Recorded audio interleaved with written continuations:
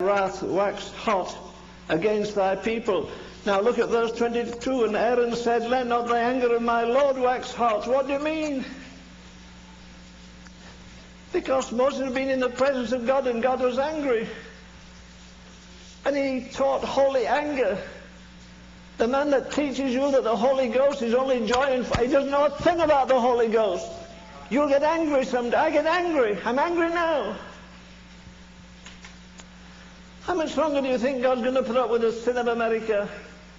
I'll tell you some statistics in a few days, not just about vice. I'll tell you things that we have that no nation in history has ever had. For instance, just one. I checked so I wouldn't make a mistake.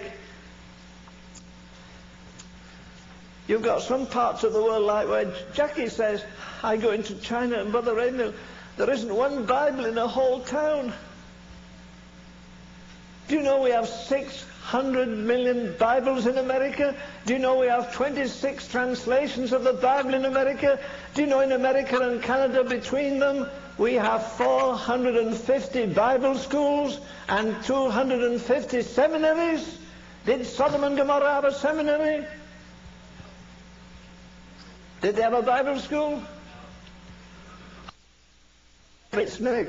America fought World War I in the backyard of Europe. She fought World War II in the backyard of Europe. She fought the Middle East war in the Middle East. She hasn't suffered a thing.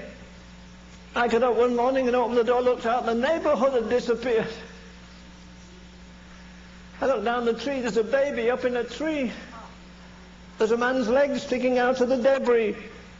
There's a chair leg sticking out there. Why? Because the Germans raided us in the night. America hasn't suffered that much.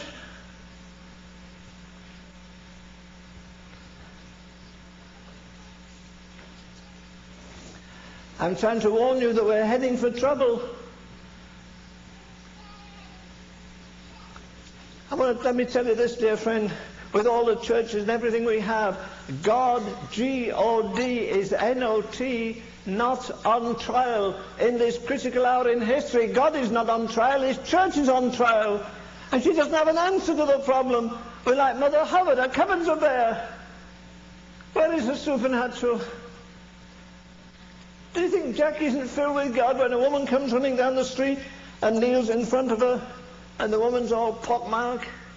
She's prostituted 40 years, and she says tremblingly, Miss Jackie, please take the devil out of me. I'm full of the devil, and you're full of God. Will you please? And every day of her life almost, she casts out demons. She doesn't even claim to be a Pentecostal. She does claim to be a Christian. I've got the greatest Pentecostal preacher in the world coming to see me in 3 days.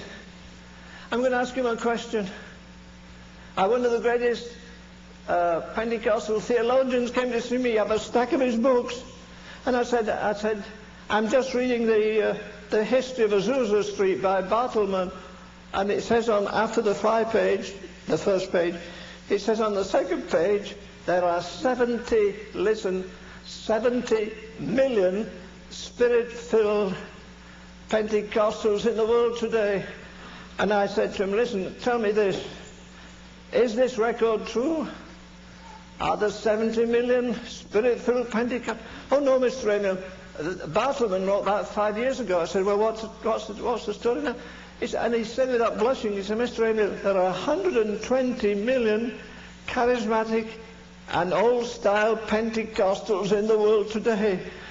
Well, he was near enough, dear lady. I could almost my finger in his hand, and I said, listen, tell me this. I know you've written stacks of books on theology. I know there are 120 Pentecostal churches in Dallas and nobody knows they're there. You admit, he said, no, there are not 70 million Pentecostals. I said, is a Pentecostal a man that's full of the Holy Ghost and speaks in tongues? Yes. He said, there are 120 million of them in the world. I almost knocked his head over, but I said, well, brother, tell me this, were there 120 million in the upper room? Oh, no. I said, well, what's the difference between their baptism of the Holy Ghost and yours? Don't tell me it's tongues.